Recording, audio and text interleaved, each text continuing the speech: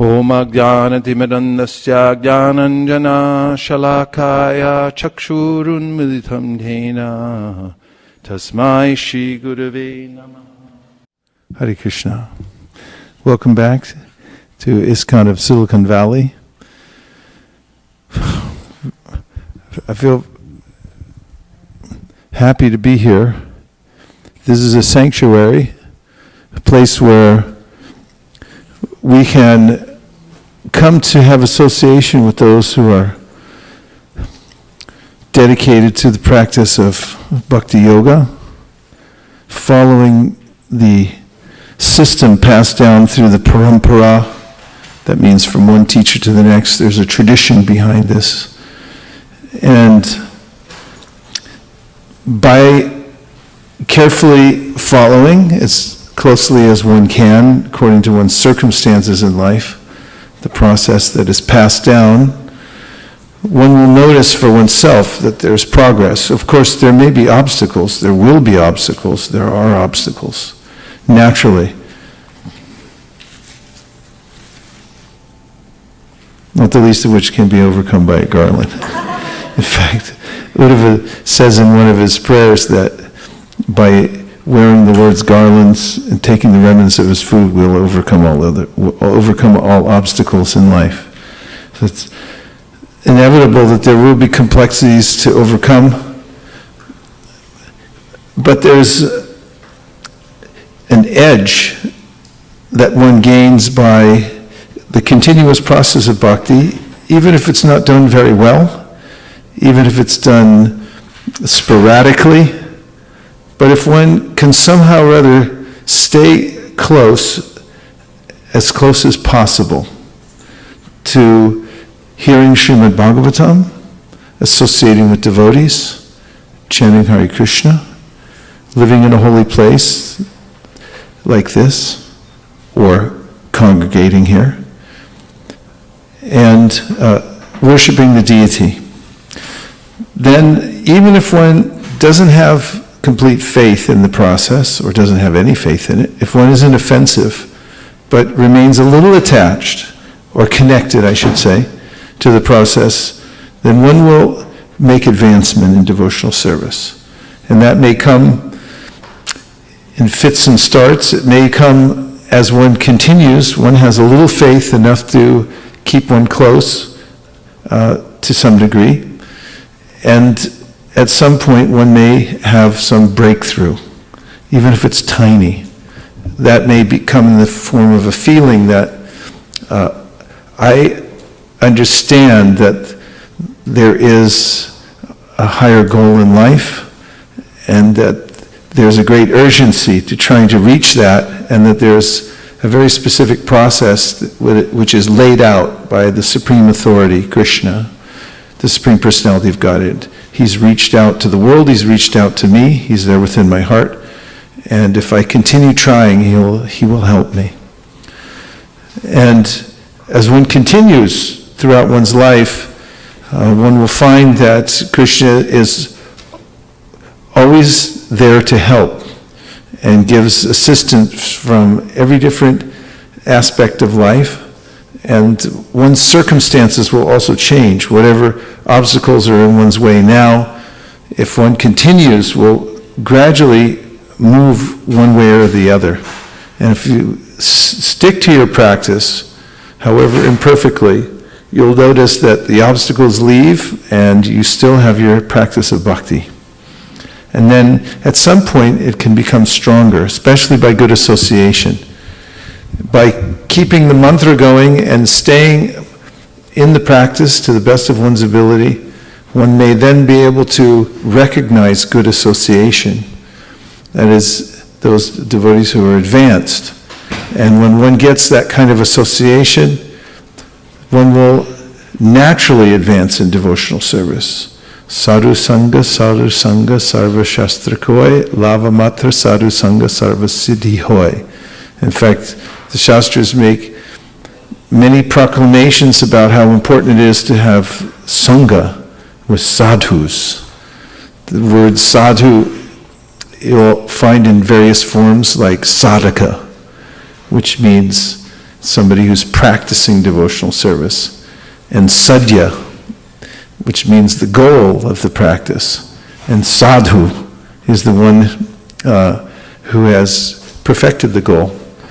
So by getting that kind of association, then one gets free advancement in devotional service.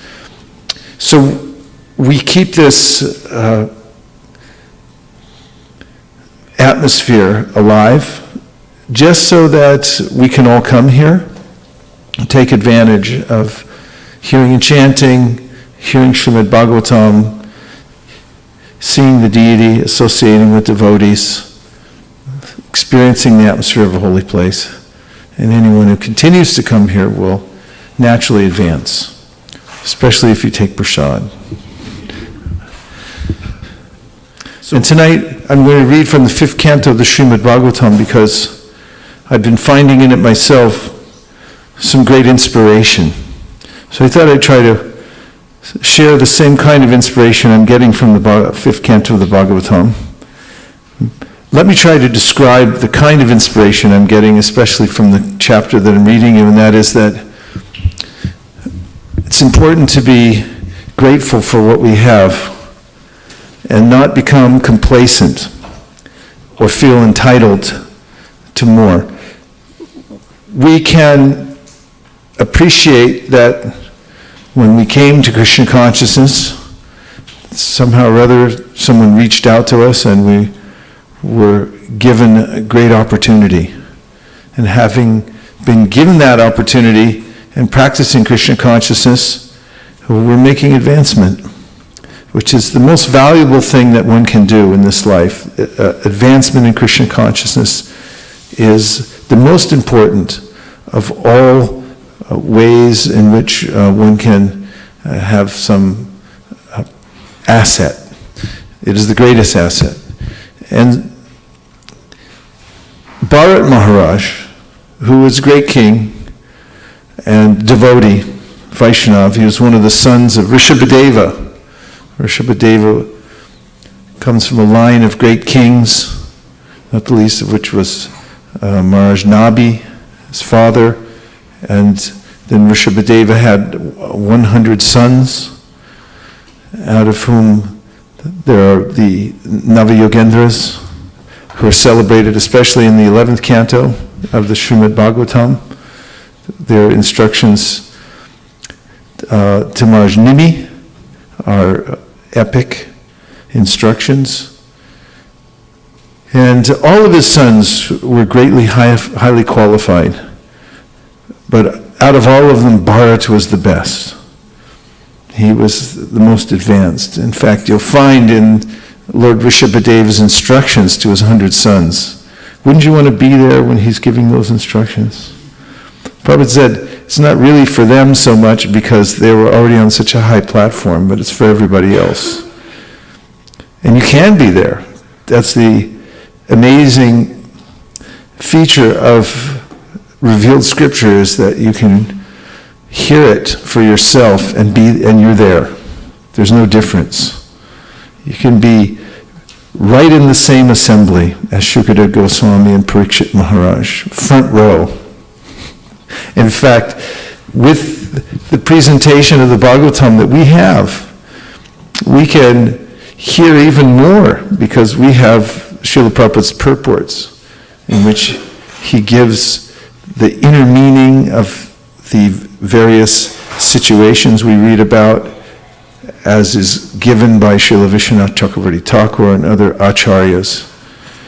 And by that we can enter deeper and deeper within the meaning of the teachings that we're hearing. So Rishabhadeva gave some extremely powerful instructions to his 100 sons. One of those was that you should follow Bharat. He's the best of all of you, and you should make him like your spiritual master and follow him. So Bharat, even he ruled the kingdom for thousands of years, as was available with the kind of lifespan that he had and others had at that time. And even as he was still young, he gave up his kingdom. This is the direction that the Vedas give us. And the entire Varnashram system is meant to help us be on a track so that we can gradually come to the end of all our attachments in the material world, especially the attraction between male and female. This is pointed out in various places, but especially by Rishabhadeva in his teachings. Pumsastriya maituni bhavametam tayor mitu hridaya grantamahu atogriyak chitra sutapta vitar janasya mohoya mahammameti. He tells his sons that the root cause of being bound to the material world is attraction between male and female, and it makes a tight knot. That doesn't mean that everyone should simply renounce that immediately, but there's a way in which one can come to the point of having clear and natural realization so that one's not attached to the forms of the material world. And Rishabhadeva advised his sons to be very careful not to become re-entangled in the material world. He says, Nunam pramatak kurute vikarma yanindriya pritaya apranoti. That you took birth in a material body, he said that wasn't a very good idea. So then he says, don't make it worse. It's already bad, so don't make a bad situation worse. And very stern kinds of instructions. He also gave an instruction that those who take the position of teachers, they better be qualified.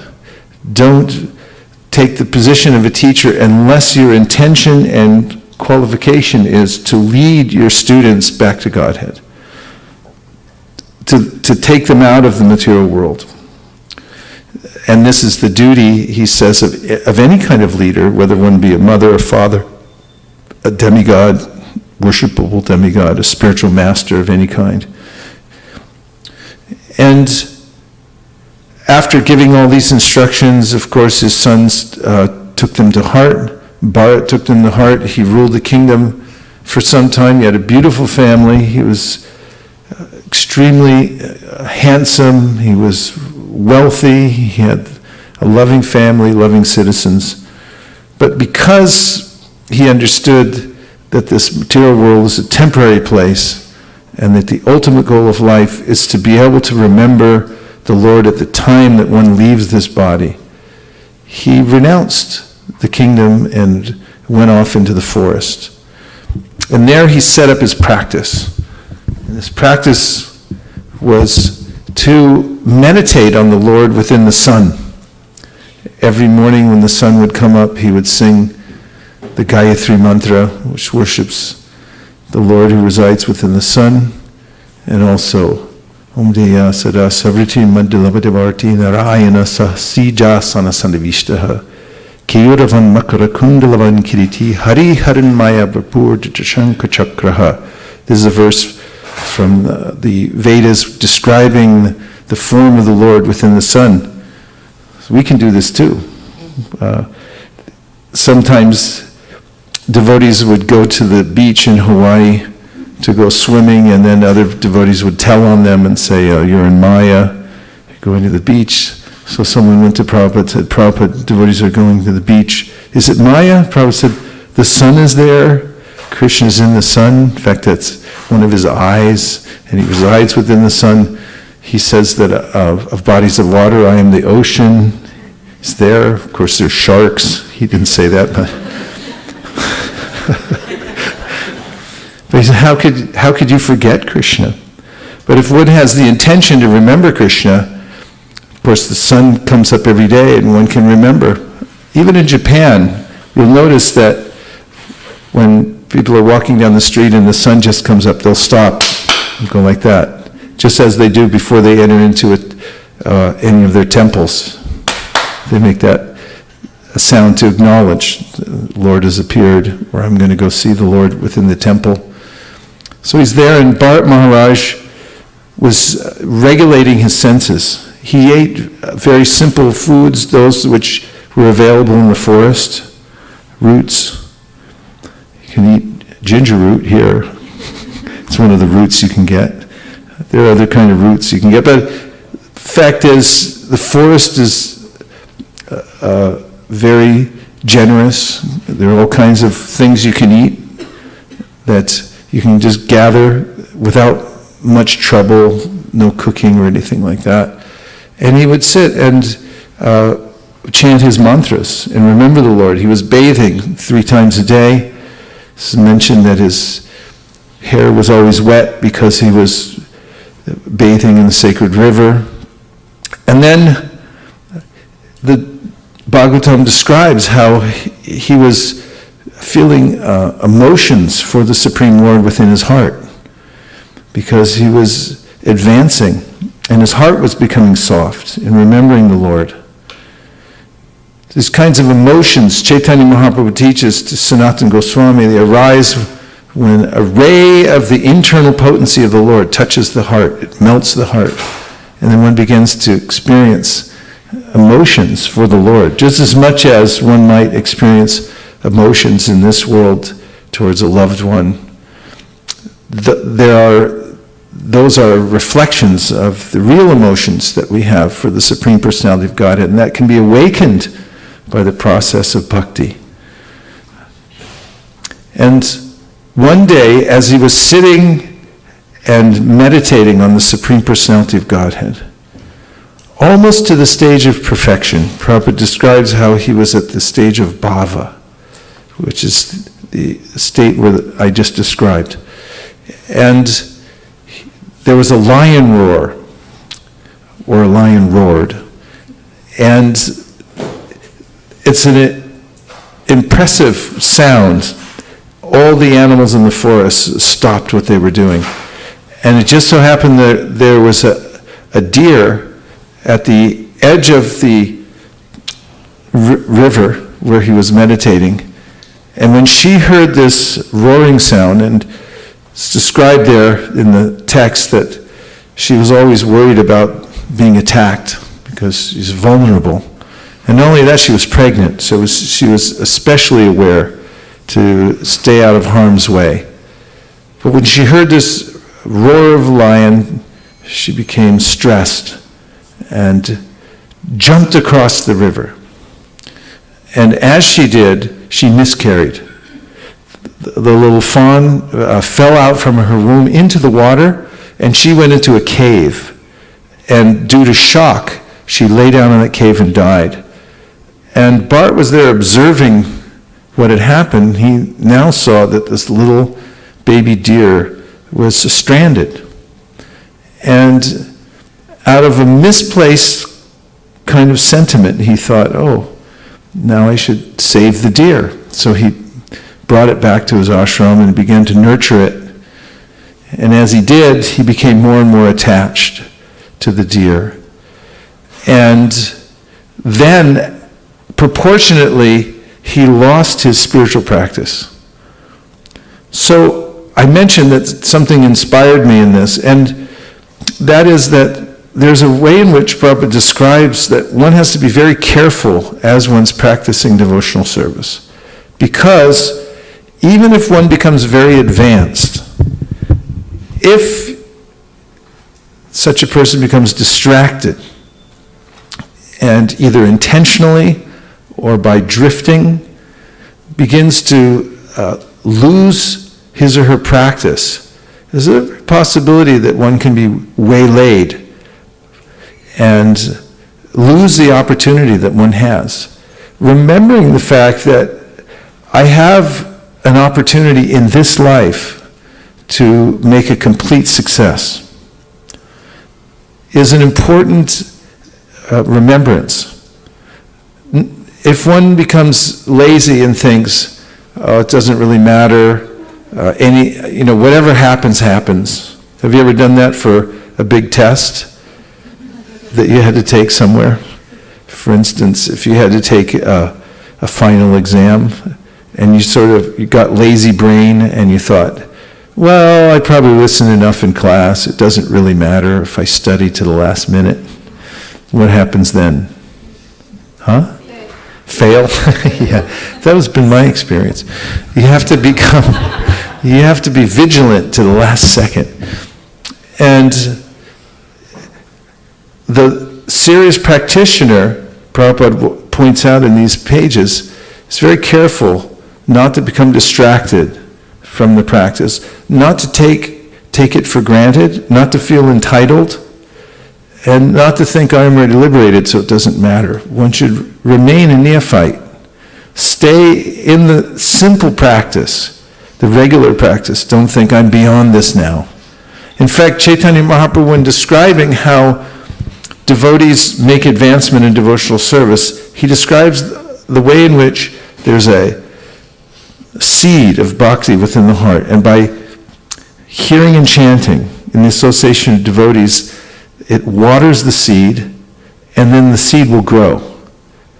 And the process of hearing and chanting is so effective that as you continue to water, Chaitanya Mahaprabhu said, the plant will grow all the way through the coverings of the universe into past the viraja, the demarcation between the material and spiritual worlds.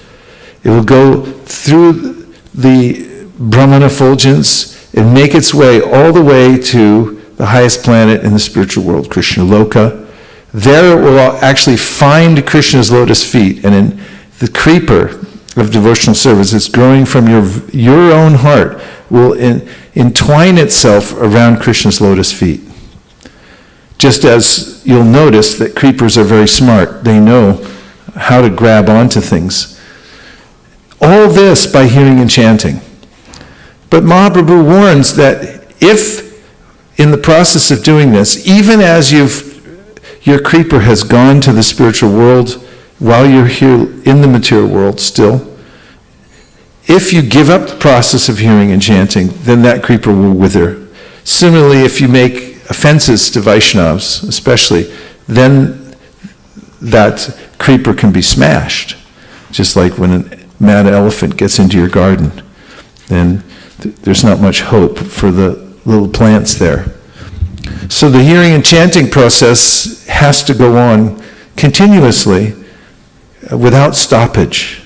The chanting of Hare Krishna, especially one takes up a vow to chant a certain number of rounds every day, the degree to which one is vigilant about keeping that is the degree to which one will notice proportional advancement in devotional service. Not only that, one must read and hear from Srimad Bhagavatam and Bhagavad Gita, Chaitanya Charitamrita. The main books that Prabhupada gave us are sufficient, and one has to be vigilant about reading them all the time.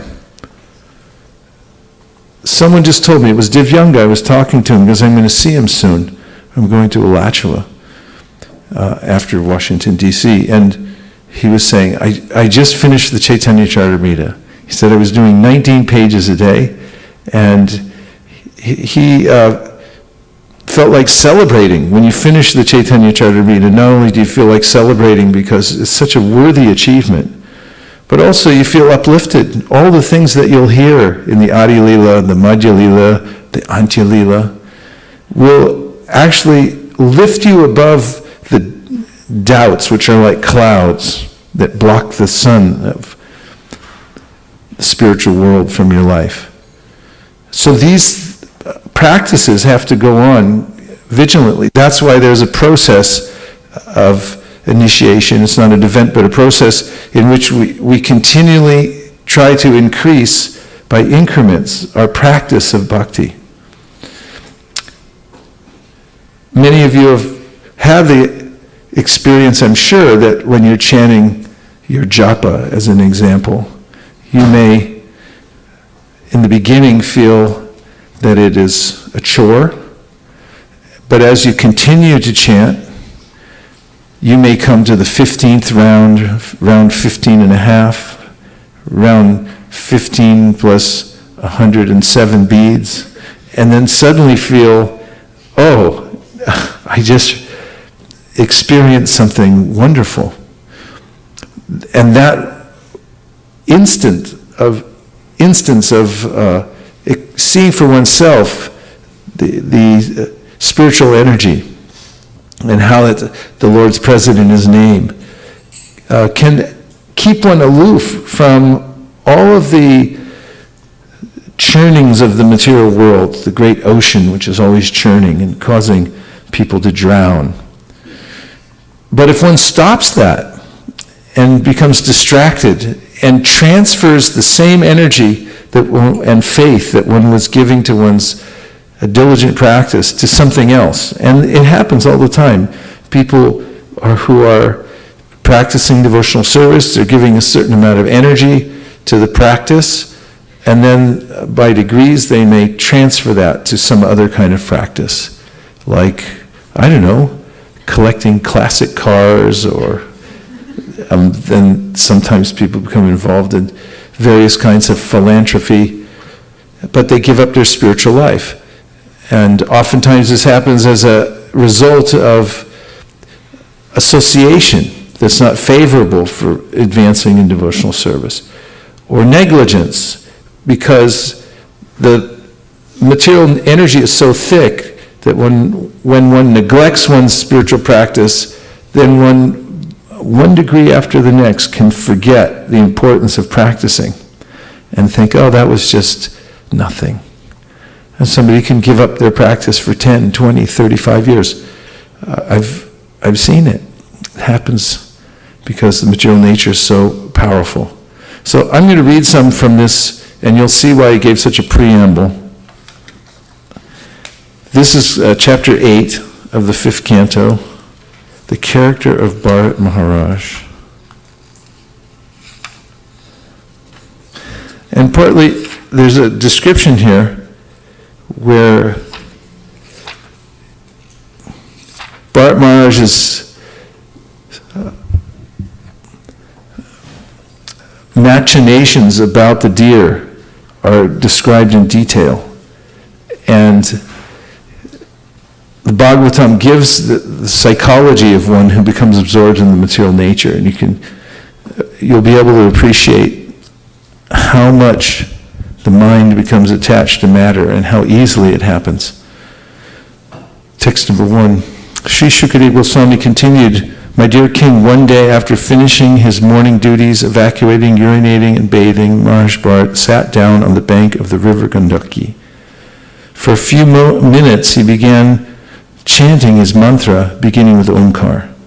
O king, while Bharat Maharaj was sitting on the bank of that river, a doe, being very thirsty, came there to drink.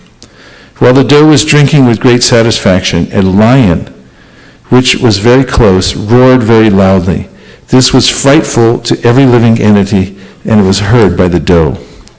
By nature, the doe was always afraid of being killed by others, and was always looking about suspiciously.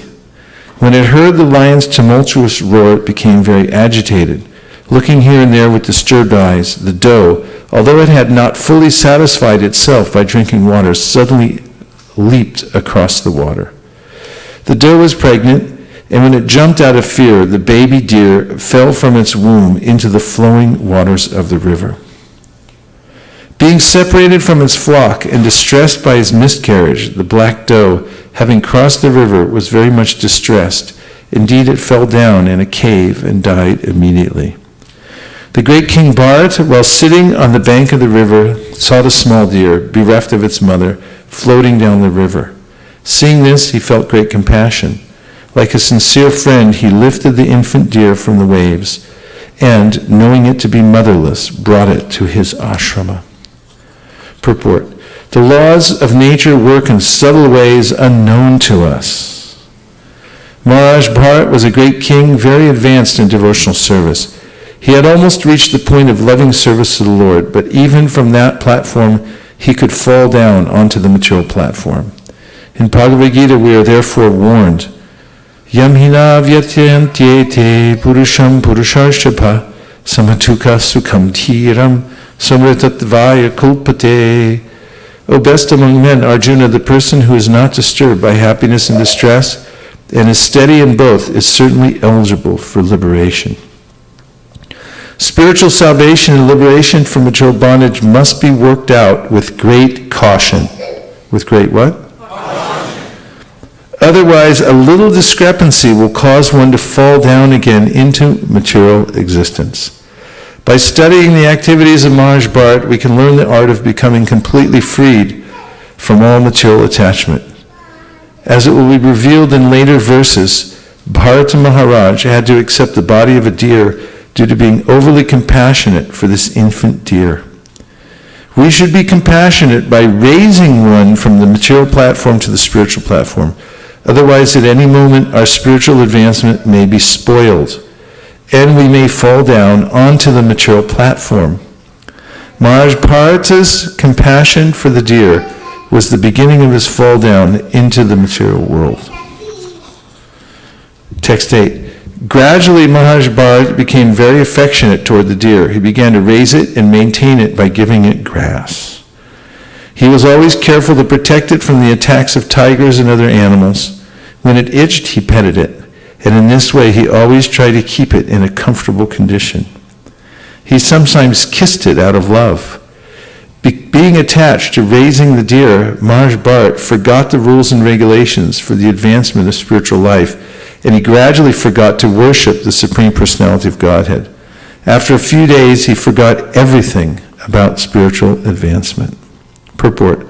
From this, we can understand how we have to be very cautious in executing our spiritual duties by observing the rules and regulations and regularly chanting the Hare Krishna Mahamantra. If we neglect doing this, we will eventually fall down. We must rise early in the morning, bathe, attend Mangal Arati, worship the deities, chant the Hare Krishna mantra, study the Vedic literatures, and follow all the rules prescribed by the acharyas and the spiritual master. If we deviate from this process, we may fall down, even though we may be very highly advanced. Boom. As stated in Bhagavad Gita 18.5, Yajna dana tapakarma natyajam karyam evatat. Yajno dhanam tapaschaiva pavanani manishinam. Acts of sacrifice, charity, and penance are not to be given up, but should be performed. Indeed, sacrifice, charity, and penance purify even the great soul. Even if one is in the renounced order, he should never give up the regulative principles. He should worship the deity and give his time and life to the service of Krishna. He should also continue following the rules and regulations of austerity and penance. These things cannot be given up. One should not think oneself very advanced simply because one has accepted the sannyas order. The activities of Bharata Maharaj should be carefully studied for one's spiritual advancement. In fact, Sanatana Goswami, in his Brihad Bhagavatamrita, mentions that there are various personalities who fell down from their practice of devotional service. And he quotes Shastra, which indicates that they did it intentionally to set an example for what not to do, and also how to make a comeback. But as we'll find with Maharaj Bharata, another aspect of this pastime that I find extremely inspirational is that after he falls down, he takes birth as a deer. I'm telling you things you already know, but it's such an astonishing story. You can talk about it again and again and go over it, as Prabhupada's saying here, study it carefully. When he took birth as a deer, he retained his remembrance of his previous life. He knew what happened, even in the body of a deer. This is Krishna's special mercy. Could I have a Bhagavad Gita, please? In the Bhagavad Gita, Krishna talks about how when one practices yoga with great endeavor in this life, then, thank you.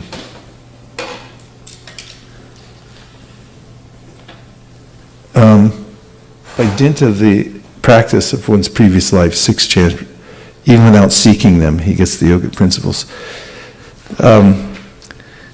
That's nice, you had that in front of you, huh? This is the way to become acquainted with Scripture. Always associate with these Scriptures. Keep them with you wherever you go. Keep them in front of you. Refer to them. Look at them. They'll guide you very carefully. So Krishna talks about in the Bhagavad Gita how by dint of the practice of his previous life, purva samskara, he remembers, and naturally it comes to light. He becomes attracted to the yogic principles even without seeking them.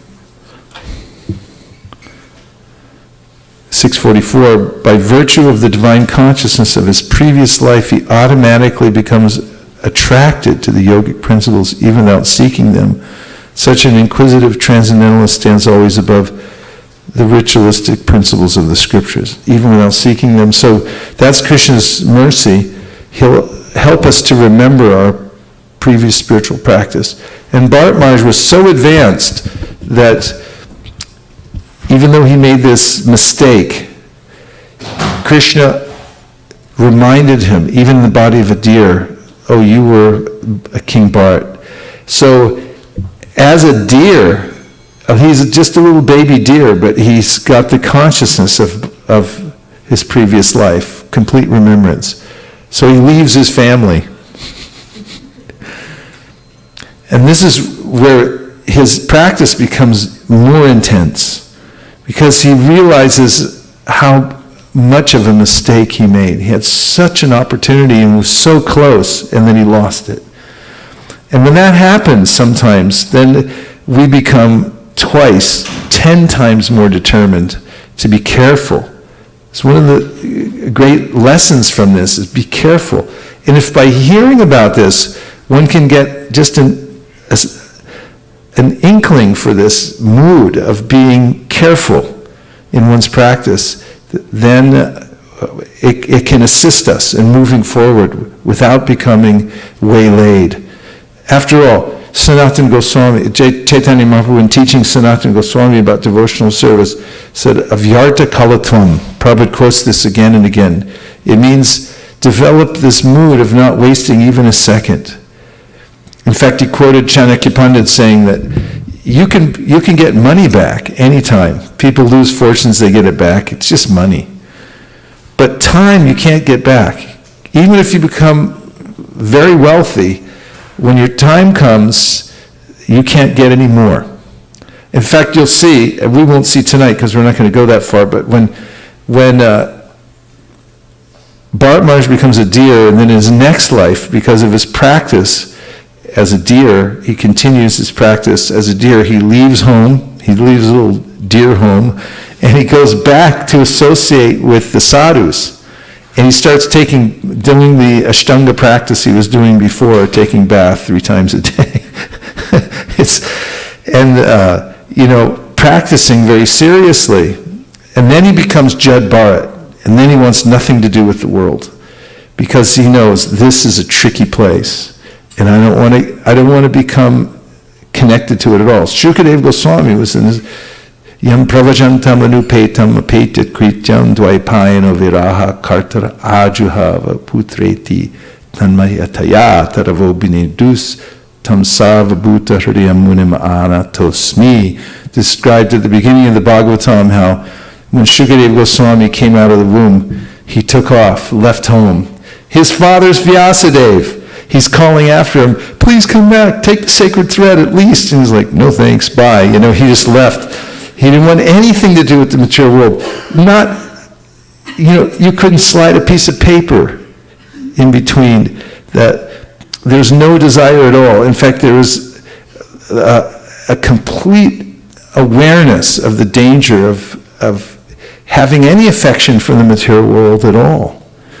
This is there in Shukadev and also in Jad Bharat. So Jad Bharat, in order to opt out of everything, he acted as if he was retarded and deaf and dumb.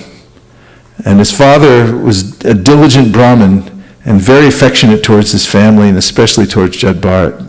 He had 9 other siblings.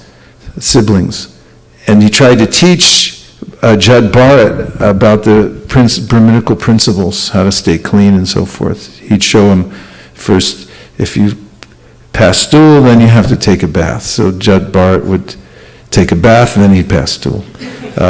Everything he did opposite. Until his father, who was very diligent, he, just gave him affection. Mentions there that the father was very much attached to his family, and he had forgotten about death. But death did not forget about him. I love that line. He forgot about death, but death didn't forget about him. And Prabhupada mentions in his purport, death never forgets anyone. This is a good sutra to remember, that you may forget death, but death won't forget you. So, Jad Bharat then remains detached throughout his life and goes on remembering the Supreme Personality of Godhead. So here, Prabhupada writes again in text, end of the purport, text number 9, the activities of Bharat Maharaj should be carefully studied for one's spiritual advancement. So what does that mean, carefully study? I mean, look at it carefully, compare it to your own life, and see the ways in which you can follow in the footsteps of Jad Bharat and imbibe these instructions. Next verse 9. The great king Maharaj Bharat began to think, alas, this helpless young deer, by the force of time an agent of the Supreme Personality of Godhead, has now lost its relatives and friends and has taken shelter of me. It does not know anyone but me, as I have become its father, mother, brother, and relatives. This deer is thinking in this way, and it has full faith in me. It does not know anyone but me. Therefore, I should not be envious and think that for the deer my own welfare will be destroyed. I should certainly raise, protect, gratify, and fondle it when it has taken shelter with me. How can I neglect it? Even though the deer is disturbing my spiritual life, I realize that a helpless person who has taken shelter cannot be neglected. That would be a great fault. Srivas Pandit, did you have a point? Oh, okay.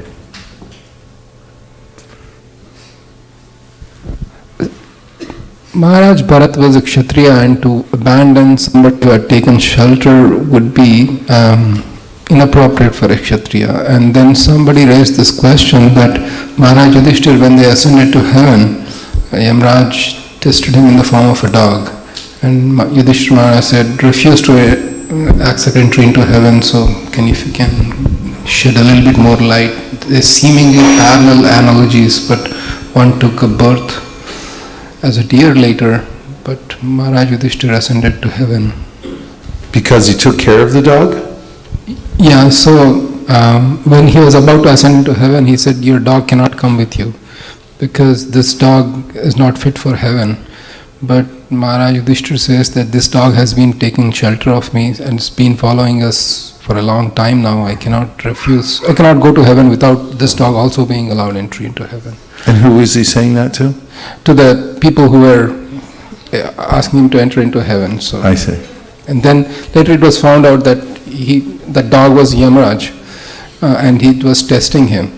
And so the answer I gave to that conundrum was that Maharaj Yudhishthira was executing his duty without being duly attached to the dog, whereas that Maharaj Bharat forgot about the Supreme Lord while taking care of the deer. So I could be wrong. If you can chastise or correct me. Thank you. That really helps.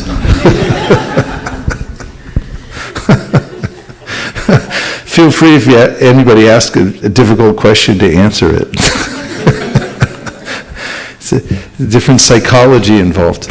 Vijay?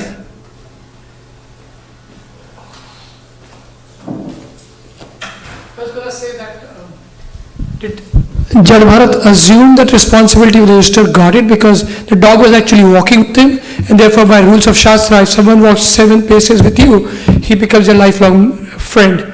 So Yudhishthira had a responsibility as a friend. Bharat Maharaj assumed the responsibility, and he was not acting as a Kshatriya king that time. So maybe there's a little bit of difference then. Lucky we have our spiritual attorneys here tonight too. Yeah, I've experienced that because we've had a couple dogs follow us on parikram. But we were thinking of Shivananda Sain, and it's like, yeah, it's part of the Sankirtan party. Anybody can join. Okay, purport. When a person is advanced in spiritual consciousness or Krishna consciousness, he naturally becomes very sympathetic toward all living entities suffering in the material world. Naturally, such an advanced person thinks of the suffering of the people in general. However, if one does not know of the material sufferings of fallen souls and becomes sympathetic because of bodily comforts, as in the case of Bharat Maharaj, such sympathy or compassion is the cause of one's downfall. If one is actually sympathetic to fallen, suffering humanity, he should try to elevate people from material consciousness to spiritual consciousness. As far as the deer was concerned, Bharat Maharaj became very sympathetic, but he forgot that it was impossible for him to elevate a deer to spiritual consciousness, because after all, the deer is but an animal. It was very dangerous for Bharat Maharaj to sacrifice all his regulative principles simply to take care of an animal. The principles enunciated in Bhagavad Gita should be followed. Yam hi na vyatayantyete purusham purusharshapha. As far as the material body is concerned, we cannot do anything for anyone. I'm going to repeat that because it's such a stark statement, but this is very helpful. On a morning walk, a gentleman runs up to Prabhupada and it starts to tell him about a program that he has to help people with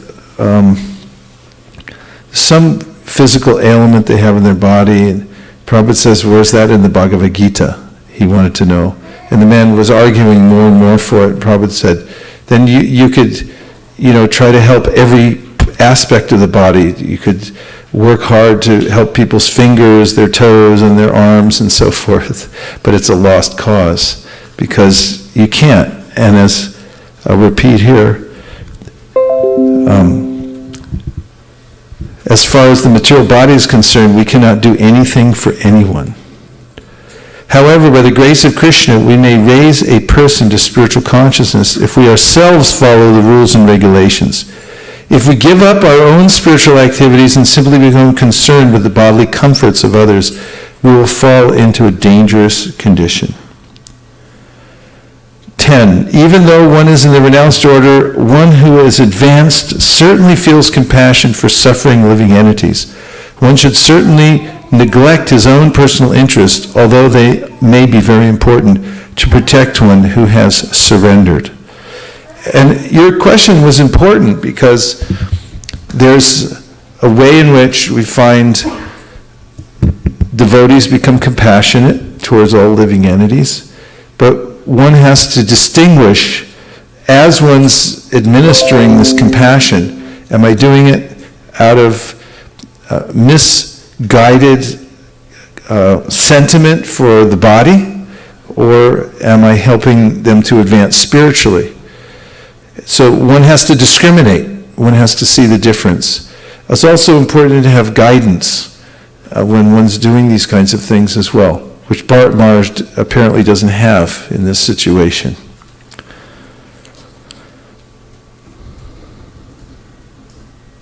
Purport: Maya is very strong, period. In the name of philosophy, altruism, and communism, people are feeling compassion for suffering humanity throughout the world. Philanthropists and altruists do not realize that it is impossible to improve people's material conditions. Material conditions are already established by the superior administration according to one's karma. They cannot be changed. The only benefit we can render to suffering beings is to try to raise them to spiritual consciousness. Material comforts cannot be increased or decreased. Increased or decreased. In India, Prabhupada was on a morning walk, and the devotees were pointing out to him, I think it was Calcutta, but the government had enacted a program to build some dwellings for people who were homeless and living on the streets. They have a whole setup there on the streets. They're washing there's a broken pipe, and then they're washing all their pots, and they just live there. So there was a government building complex, and they attempted to move these homeless people into the buildings, which they did to some degree, but then the devotee was pointing out, because he was aware of current affairs there, that they had moved back onto the street and sublet their places to other people. And Prabhupada said, this is their karma. And then he said, because there were Americans there walking with Prabhupada, he said, "You're Americans. You come to India and you live like Americans, even though you're in India, because that's your karma." That was a revelation when I heard that. Wherever we go, we take our karma with us, and you can't get more and you can't get less. You won't. It's predestined as far as happiness and distress. Talabhyate dukkha vadanyata sukham. As far as material happiness is concerned, that comes without effort, just as tribulations come without effort. Material happiness and pain can be attained without endeavor. One should not bother for material activities. If one is at all sympathetic or able to do good for others, he should endeavor to raise people to Krishna consciousness. This is real life. If you can develop this awareness that my only advancement in life is to advance spiritually, step by step, somehow or other. As I do my due diligence to my duties, I consider them to be official, important to the degree that I have to do my duty, but my real heart and soul is in making advancement spiritually. And as one does that, one becomes less and less obligated to the material world. Krishna makes such an arrangement. In fact, the Bhagavatam says, Devarshi bhutatna nrinam pitrinam nakin koronayam nrinicharajan saravatmanaya sharanam sharanyam gato mukundam pariyashritakartam. And that is, when one's fully surrendered to Lord Mukunda, one's no longer a rini, a debtor to the demigods, devas, the rishis, who have given us, passed down so many advantages. Devarshi bhutatna, Drinam Pitrinam, there's the forefathers, their parents who have given the body, their animals who do so much service for us. But one who is fully surrendered to Lord Mukunda and giving their heart and soul to devotional service is no longer a debtor, and one feels that debt becomes gradually lifted. That's why Krishna says in the Bhagavad Gita, Sarvadharman parityaja mamekam shararam braja aham tong sarva papibhyo mokshayishami masujaha. Finishing the purport and then getting ready for some reflections. Material happiness and pain can be attained without endeavor. One should not bother for material activities. If one is at all sympathetic or able to do good for others, he should endeavor to raise people to Krishna consciousness. In this way, everyone advances spiritually by the grace of the Lord. For our instruction, Bharat Maharaj acted in such a way. We should be very careful not to be misled by so-called welfare activities conducted in bodily terms. One should not give up his interest in attaining the favor of Lord Vishnu at any cost. I love that sentence. I'm going to read it again if I may. One should not give up his interest in attaining the favor of Lord Vishnu at any cost. There's so much in that one sentence, because there's a way in which Prahlad Maharaj says, what is the verse? Naivatmana prabhurayam nijadabhapuno manam janada vidusa karuna vranite yet yachjano bhagavate grihitamanam tachchatmane pratimukasi yata mukashri. He says that Krishna doesn't need any benefit from us. But when we give whatever we have, our attention, our material goods, our energy to him, then we benefit. That's an equation that if one understands that, it changes everything. Because he says, Prahlad, we are parts of Krishna. And when we serve the whole, then the parts are automatically taken care of, naturally taken care of. He gives the example, pratimukasi yata mukashri, just like when you see your face in the mirror. If you decorate yourself, right? Anyone take a little time? Just like tilak, Prabhupada said, this is, because people can't afford jewelry in the age of Kali, we wear tilak, because it's very beautiful. Save yourself a lot of money.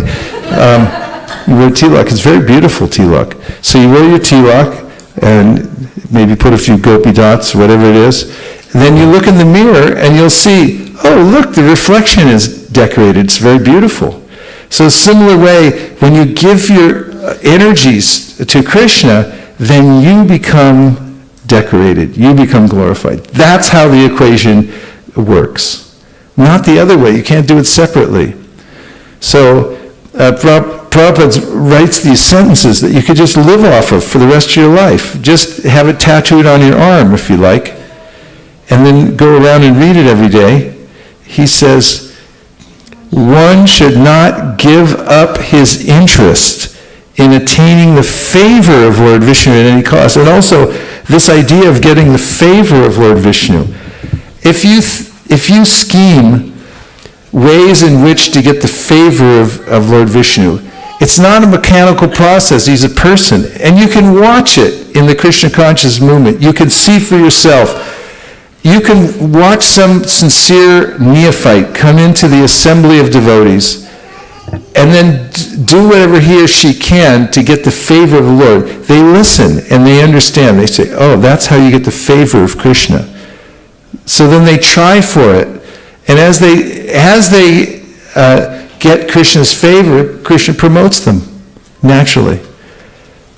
I've seen it even recently. I was staying at Govardhan, and I observed various devotees in their approach to life. And I saw several devotees. One in particular I saw was just going out of his way to do as much service as possible everywhere, serving the devotees.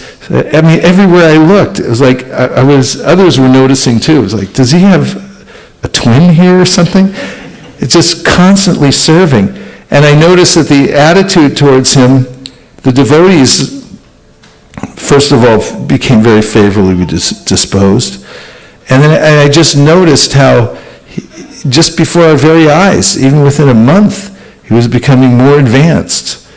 And there's a way in which people try very hard in Silicon Valley and other places in the corporate world to advance themselves. Yes? And, it doesn't always work out. Because even if you make it to the top, then one day you can go in and they'll have a little security guard standing there and say, okay, get your stuff, you got 5 minutes to get out, take all your things. You can lose it all very quickly. But Krishna never forgets. If you do anything for him, he always considers it the greatest thing that anybody's ever done. He's so grateful. That's one of his qualities. We're coming up on Thanksgiving, so. It's one of his qualities, so grateful. So a person who gets this, who understands my job in life is to try to get the favor of Lord Vishnu. If you do that, if you make that your main goal in life, you'll always be happy. Because even as you're performing austerities to do that, you'll realize he's a person. He'll recognize me, and he will. He gives so much mercy just for doing little things. Just for trying to do your service properly. You try to chant nicely. Even though you can't, you try. And Krishna likes it. You try to offer a lamp. You go out of your way, you drive through the rain or the snow or whatever, and you come and you offer the lamp and whatever it is. Krishna notices it, and he lifts you up. He knows where you are. He's right there in your heart. So trying to get the favor of the Supreme Personality of Godhead is the ultimate goal of life. It's the way that if one conducts oneself in this way, he will never want for anything. One should not give up his interest in attaining this favor of the Lord. People have interests, they have financial interests in various enterprises. People say, they use this term, I have an interest in that building or that enterprise and so forth. But they'll be disappointed. But if you have an interest in getting the favor of Lord Vishnu, that's where your investment will pay off. Even if it's tiny. Krishna says, Neha bikramanashosti prativayona vidyate. Swalpam. If you make a tiny investment in this, then the returns are unbelievable. People say that all the time. In the 80s, there were these penny stocks. Junk bonds, too. Mike Milken was the king of the junk bonds. Any of you know about that? They're just, companies that weren't worth anything, and then they were, and that their stocks on the stock exchange were selling for pennies, and they would promise you, if you hit one, then you'll become a great millionaire or something like that. Just by putting in a little, you'll get a lot. There's all kinds of schemes like that, but it's all lies. It never works. And even when it does, you can't keep it. You can't digest it. But this you can digest, because living entities live by the glance of the Supreme Personality of Godhead. And if you just try to please Krishna, make a little endeavor, then you become wealthy. Consequently, they sacrifice their original interest, the attainment of Vishnu's favor, and engage in philanthropic activities for bodily comforts. So, now we'll take a few reflections before I move on. Yes? Thank you, Prabhu, for the nice lecture. Your lecture actually reminded me when Prabhupada's disciples, they were putting them into too much danger for preaching, and Prabhupada also told that the highest principle first is to save yourself, then help others. I have a question. Actually, while driving through the road, sometimes I have seen people with placards showing that they are they lost their job, or they don't have any home, homeless people, they are on the streets, and sometimes they reach out to us also in the cars for help, giving some money or anything. So I think actually what's the best way to help them? Because if you give them money, then always carry in your car prasadam and books. Tushta, when I'm in Denver, a lot of the intersections, there are people with signs, so he always has a little bucket full of prasadam. And when we pull up there, it's really fun. You give them prasadam, you even give them some books. In fact, I had a scheme I was thinking of, that we could actually ask these people to distribute books at the intersection. I mean, I don't know if it's the best PR in the world, but it could be interesting. There could be hundreds of them. They do well also, by the way. I mean, there are investigative stories that show that they do well. And, if we could interest them and, pass out prasadam, give everyone a lollipop, and then when they give you something, give them a book. We'll give them something like that. What do you think? We could try it. In any case, it's good.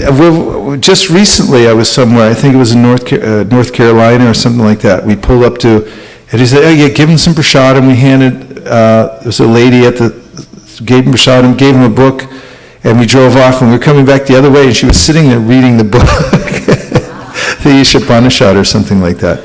It's always good to have prasadam. When I go around Vrindavan, I always have my pockets full of lollipops that I offer them directly to my deities, because Prabhupada told us we could in 1972. And then whenever I go out, people ask for stuff. They say, give me, and I say, here you go. Here's your lollipops. No one ever complains. You get a lollipop for a second. They may look at it and go, that's not a rupee, And then they go, yeah, but it's a lollipop. That's not bad.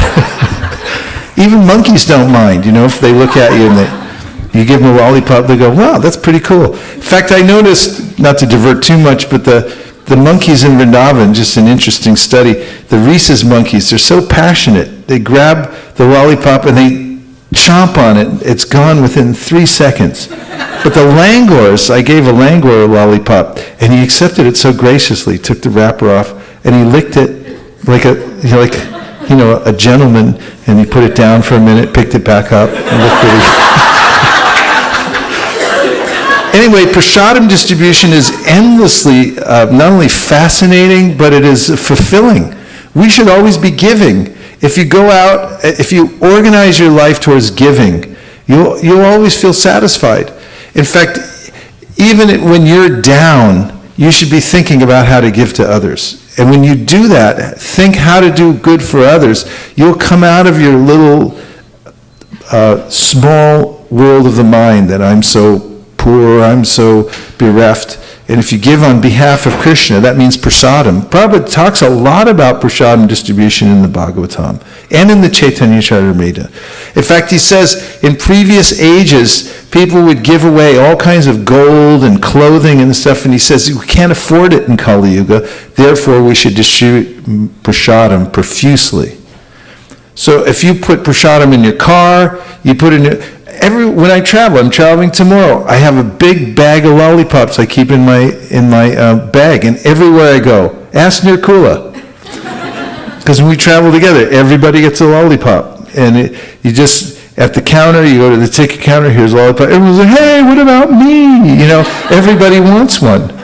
And you go through security, sometimes the cops won't take them because they're all, I can't take, I'm a cop. But people like lollipop, they like prasadam, and they'll like you when you give out prasadam. Go to the bank, make your deposit, give them some prasadam, give them a cookie. They'll say, wow, thank you very much. They'll think it was like special for the holidays or something. Then you come back 2 weeks later, hopefully make another deposit. You give them another cookie, and they say, I remember you. You're the one who gave me the cookie. Come back third time, 2 weeks later, make a deposit, give the teller a cookie. Who are you? What's your philosophy in life? Why are you giving out such nice things to people? Then you can give them a book. And prasadam opens the world to Krishna consciousness. It's the most important thing, prasadam distribution. You got to distribute prasadam.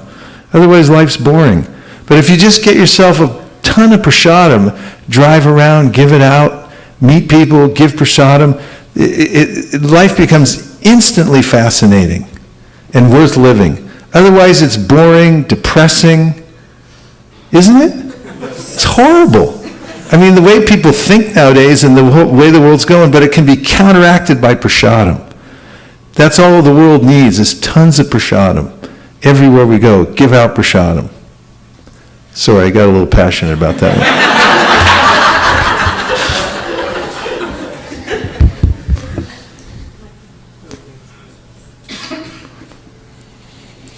Hare Krishna. Maharaj, I'm planning tomorrow to come to airport to get some pressure from you. Maharaj, one point you made about how the devotees who come just recent neophyte devotee, and then Yes. so I have seen, like in our corporation also, that devotee join, and then from their enthusiasm they wanted to do some for the corporate employee and open the club, and I see that progress they made of chanting their own realization in Krishna consciousness was like a exponential curve. Then just so I could see in my own realization that how when that the point you mentioned about the taking the service, the neophyte devotee, when they take service and the enthusiasm, and then their advancement in Krishna consciousness. Yes. Try to please Krishna. Just try to please Krishna. That means please the devotees. Do some seva, and you'll be noticed, and you'll automatically. Prabhupada said it's like a corporation, Sankirtan movement. And he said, just like in a corporation, if you do nice work, you'll be noticed and you'll be promoted. And in a similar way, if you're sincere and you do some nice service in the Sankirtan movement, you'll be noticed and you'll be promoted. And it's Krishna who's doing it through the devotees. It's Lord Chaitanya. 1, 2. Oh, sorry.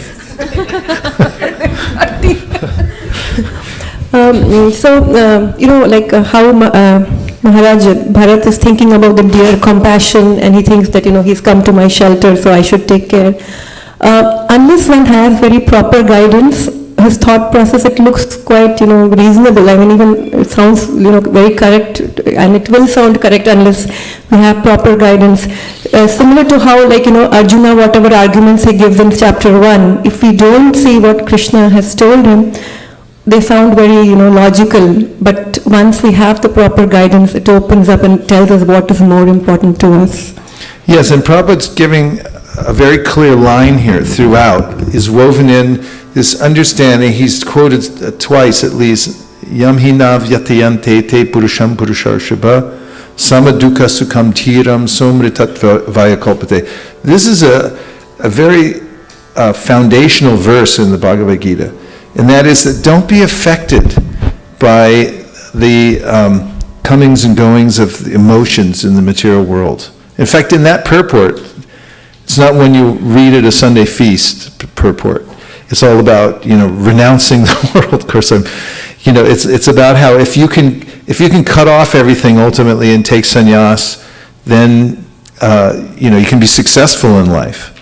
It doesn't mean you officially have to take sannyas, but you have to progressively go through your life and distance yourself from the attachments to the material world and the reactions that we have because of the emotions that are created by our attachments, and solidly transfer our determination towards serving Krishna by having a clear realization that the material world is going on as a phantasmagoria.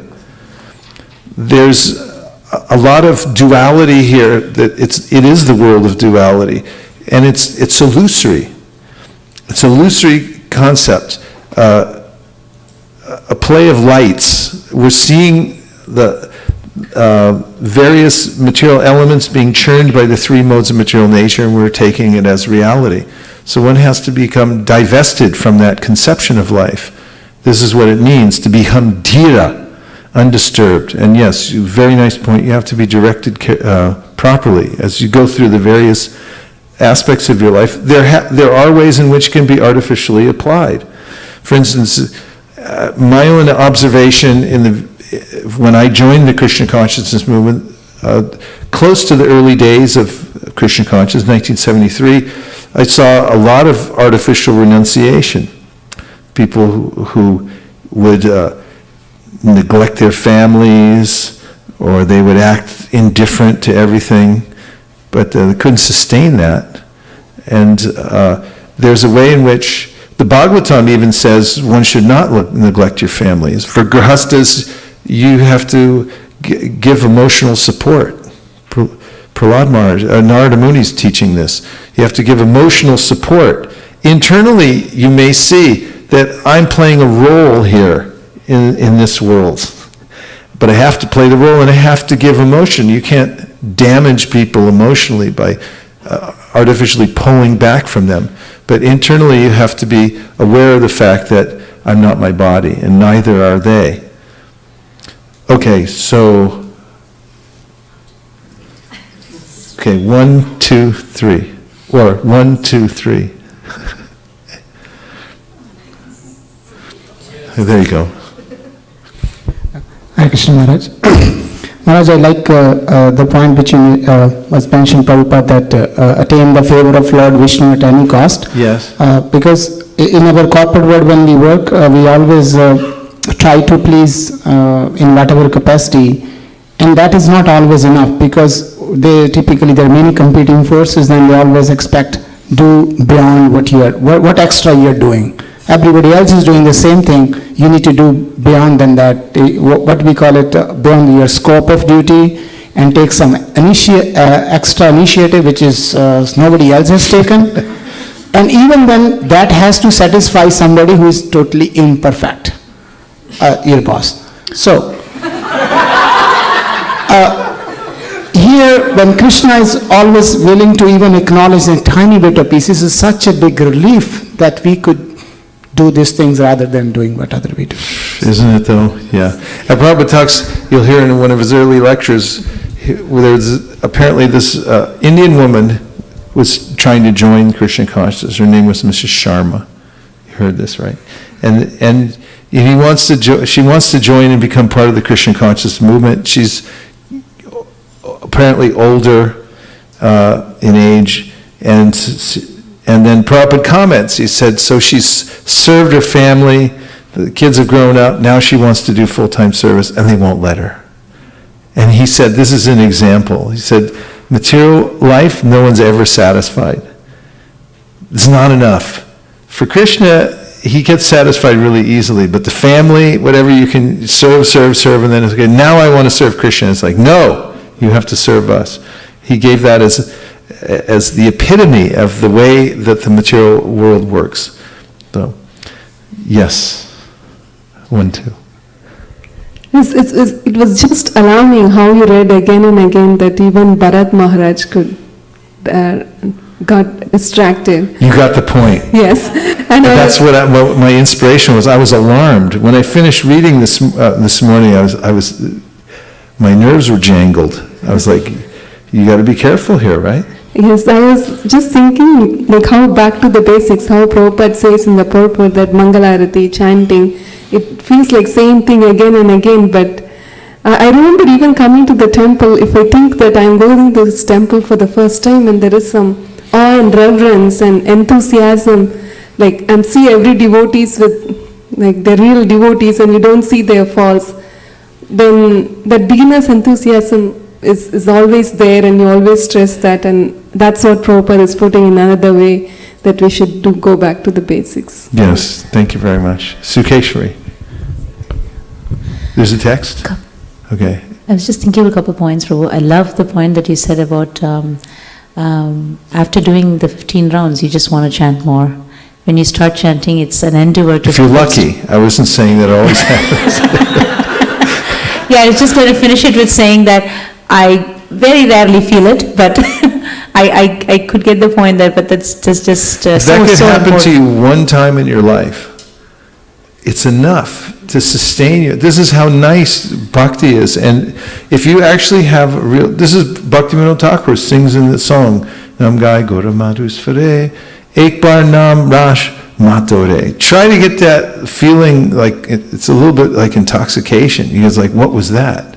Well, that was pretty good. You know, people get addicted like that. There's an opioid epidemic now because people, you know, something happens, they hurt their hand or whatever, and the doctor says, here, take some of these. And they take one and they go like, my God, I feel much better about life now. It's like, I'll have another. And then they keep going. So it's the same thing. Bhaktivinoda Thakur is saying, trying to get this kind of intoxication, get addicted to this. And you get it one time. He said, if you can actually taste the intoxication, there could be a Harinam epidemic rather than an opioid. You can see it on the news. People become addicted to the holy names. They're spending more and more time chanting now. I don't know what the present government would do about it, but... The other point I wanted to know is, you were talking about entitlement. How do you get rid of that entitlement? The mind will just put you in a spot every single moment. If somebody says good Try about to you... get chastised by somebody in public. Or try to lead a kirtan and then forget the words to the Maha Mantra. Or something like that. Not intentionally, but I mean, these things it's good to get a good smack upside the head sometimes. And if you're around devotees who can put you in your place, chastise you, that always helps. So it's really hard to be beyond chastisement. This is something that there's a way in... I'm sorry, go ahead. So you get chastised? So Yeah. I didn't get that point. Try to get chastised. Why would devotees chastise you? What's that? I was just wondering, why would devotees chastise you? Well, if you're around devotees who are either your peers or more advanced than you, then they might feel free to chastise you. I mean, I have God brothers that feel free to point out my faults, and I like being around them. You know, it's helpful. What? Yeah, I mean, but if it's on that level, they probably won't do it anyway. The ones who are inclined to chastise, they freely administer such things.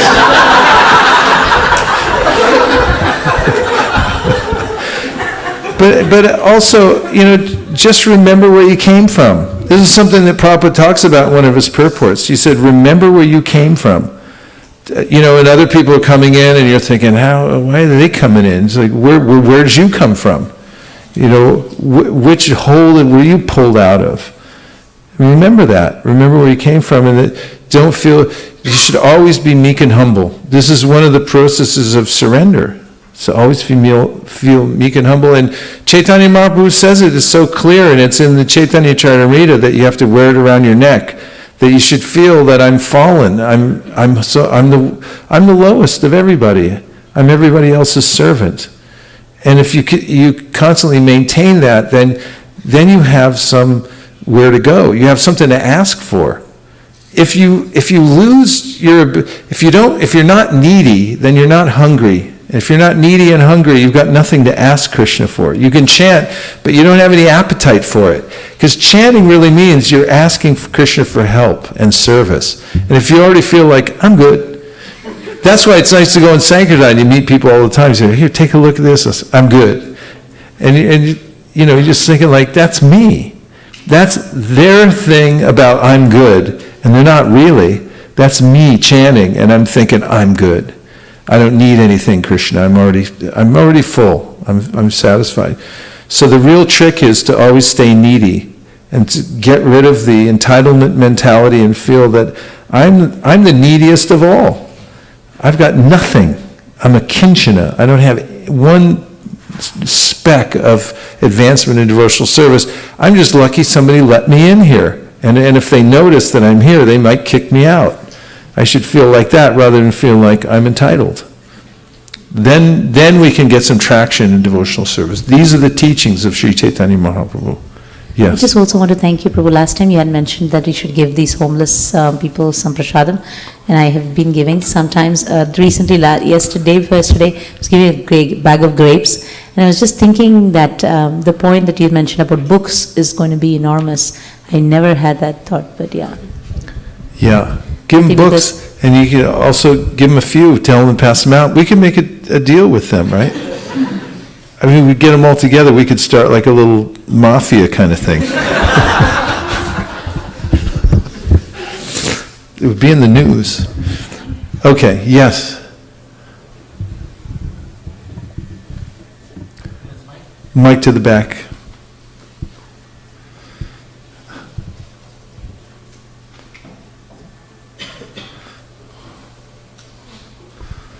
Hare Krishna Prabhu.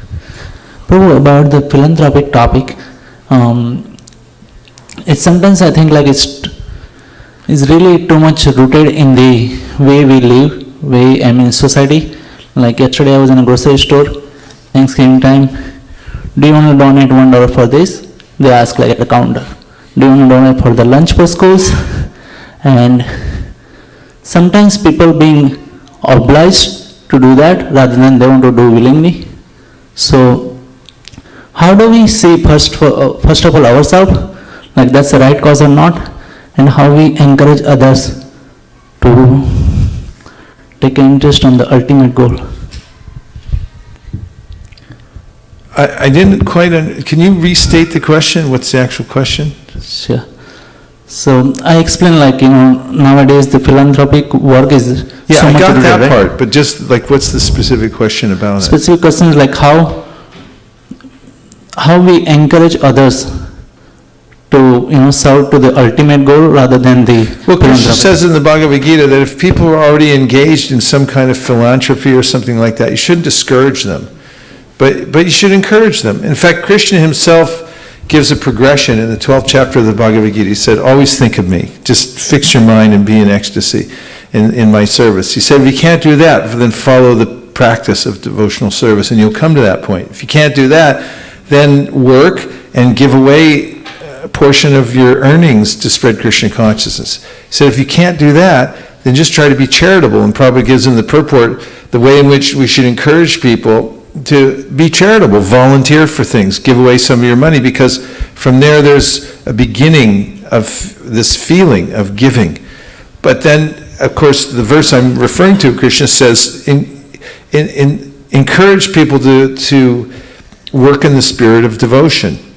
Don't try to stop them from what they're doing already. They have some kind of, and this is what they have some kind of inclination to do good, but it may not be finely tuned yet. So when we go out or stay in, wherever we are, we're not to simply contradict what people are already doing, but it's more like to help to engage them in devotional service. In the way we teach, in the way we meet people. It's not so abrupt as telling people that everything you're doing is a useless waste of time. It's more accepting what they're already doing and channeling, helping them to channel it into a more fine-tuned state that actually everything comes from Krishna ultimately. It takes a step-by-step process. As some people, throughout the Vedas, there are ways in which the Vedas try to help people from different perspectives in life to start engaging in some kind of worship. Even there are people who worship demigods, so there's ways in which they're encouraged, because at least you're worshiping somebody. And then you start to see, there's a result from that, so that the scriptures must be true. And from there, you can start to see, okay, where do all these demigods come from? So there's always a way in which one can expertly guide people to come closer to the perfectly fine-tuned position of bhakti, which is that everything goes to Govinda. Just a subtopic on that question, like if one is practicing devotional service, do he shut down the door for the philanthropic work or not? It depends. There are ways in which if somebody, Prabhupada even, Srila Bhaktisiddhanta on a yatra, saw some of his devotees, mostly grihastas, walk by some beggars. He went back personally and gave them a donation. And he said, if you don't, give, then you become hard-hearted. And Prabhupada mentions it in some place about, this idea of giving to people. Of course, we don't just give without discrimination also. We have to be careful. That's why prasadam is the perfect thing, because everyone's happy. Mostly everybody. Yes. So be philanthropic. I mean, that's why prasadam and festivals and things like that, people really like it. Because, when you give out prasadam, then everyone loves you. And they should, because you're given prasadam. It's really nice. That's why Prabhupada liked it. He said nobody should go hungry within a 10-mile radius of the Krishna Conscious Center. And he said, anybody walks in the temple at any time, they should be able to get prasadam. We should be known as the people who feed people. In fact, they just put up a street sign, did you know this, in Florida? In Gainesville, they named a street after the Krishna lunch. It's been there for 35, 40 years now. And anywhere you go in Dallas, Texas, I went door to door there, and you just say Kalachandji's, that's the restaurant there. Kalachandji's, look, come on in, Give prasadam. That's the real philanthropy. We had it from the internet, and then we have Malini. Okay, 1, 2, 3. So these are from the Facebook, and I'm going in the reverse order because I think what you said is also what Prem Vrishti Mataji is saying. And she says, love the statement that if you aren't distributing prasadam, life is boring. Best statement ever. Thank you so much for that. Then we have Katie Mataji. She is from Columbus, Ohio. And she gives you her pranams. And she says that, yes, Krishna is there for us daily. Nice. Then we have Bhaktin Diana from New York. And she says that when you give your energy to Krishna, you become decorated. Nice. Vashana Devi Mataji from India. She says, Jai Guru Maharaj, if Bharat Maharaj could get deviated, then a person like me who is still struggling to handle the situations in life shows I'm still on the platform of reformation and a beginner. Thank you so much for this lecture, Shri Gurudev. Thank you. And can I add one comment from Yes. you? So I really wanted to thank you for these 2 set of lectures that you gave from Sunday and then again today. It reminds me of the side-by-side verse that you often quote from Ishopanishad, that you should learn transcendental and Nishine. So Sunday you talked to us about how to control our life, and then today it's like if you drift, then what happens? So thank you so much for that.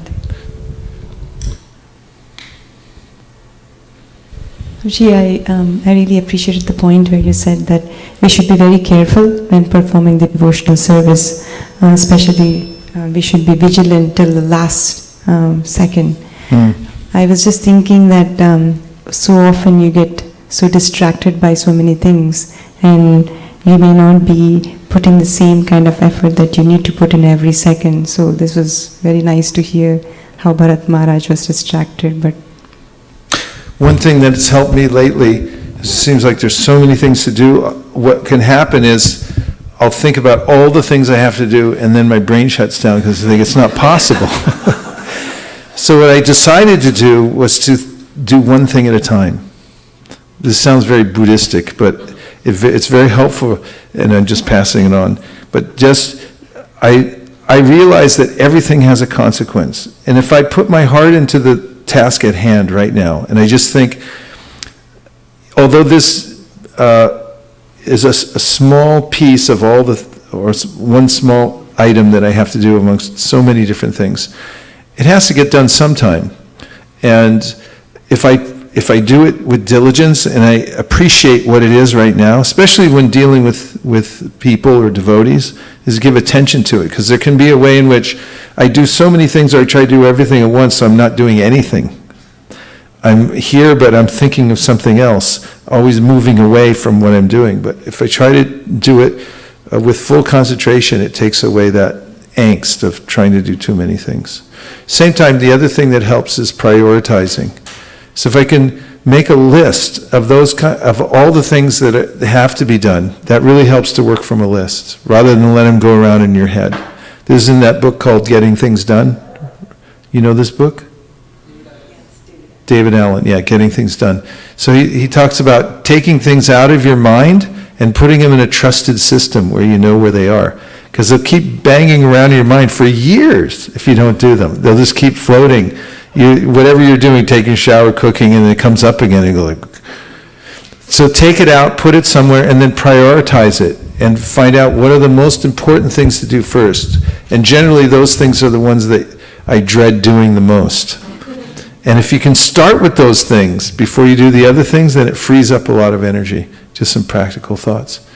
Was there one more? Yes.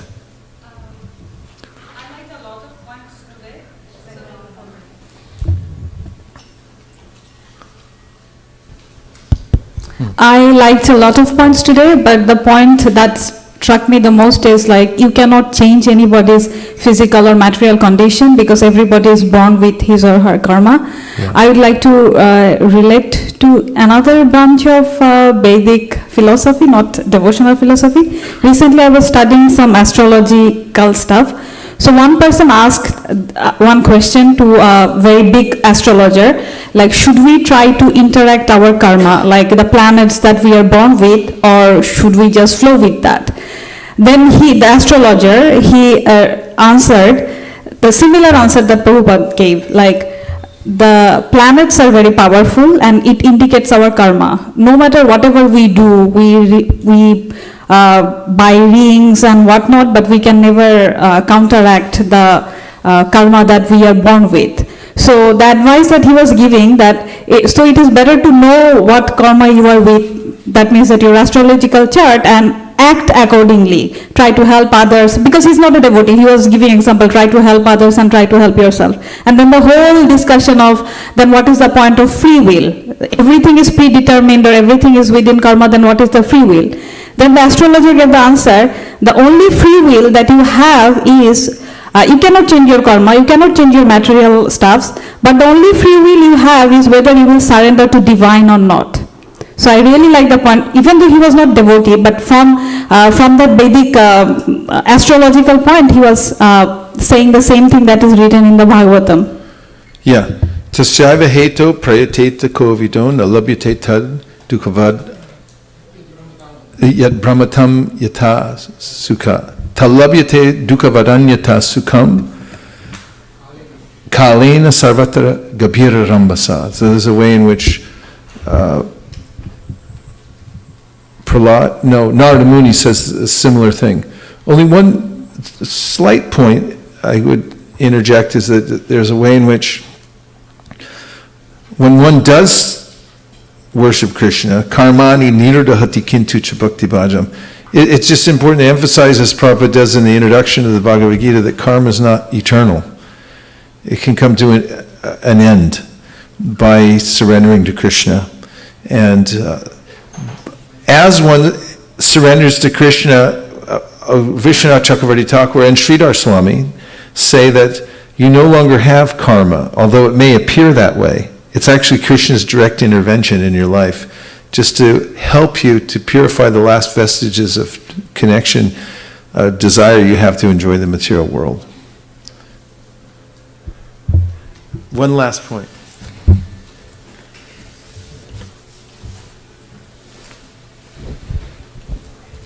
So Maharaj, one comment I wanted to make is that in your class we don't laugh artificially. It's all devotional laughter, and laughter is a very good medicine. Basically, I heard from somewhere. So we get all devotional laughter. And another comment I wanted to make. You could start like a devotional comedy club or something.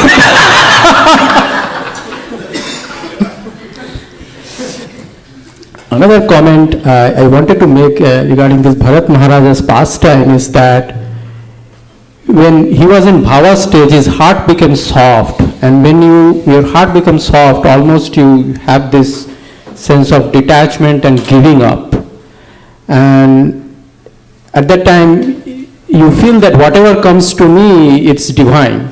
You start feeling like that, and you forget the fact that Maya can still attack you, basically. I mean, with that feeling what you have in your heart, Maya can still attack you. And that is what happened to Bharat Maharaj, is that he forgot his spiritual goal. It's not that when that bhava comes, his spiritual goal is over. Spiritual goal is still there. You have left your material goals, but spiritual goal is still there. And whatever is happening in your life, you have to either go to the scriptures or go to the living acharyas and make sure you are making the right decisions, which of course Bharat Maharaj in this case did not have, so he took the wrong step. Yes. Yeah, good point. Thank you for your comments, and everyone else, and for coming here tonight. Natchari Armarman, Natchari Armarman, Natchari Armarman, hey, Natchari Armarman, Natchari Armarman, Natchari Armarman, Natchari Armarman.